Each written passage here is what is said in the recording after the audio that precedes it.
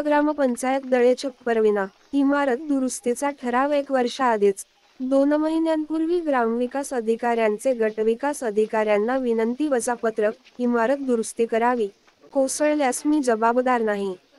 कोसळलेल्या इमारतीचे फोटो काढण्यासही मज्जाव.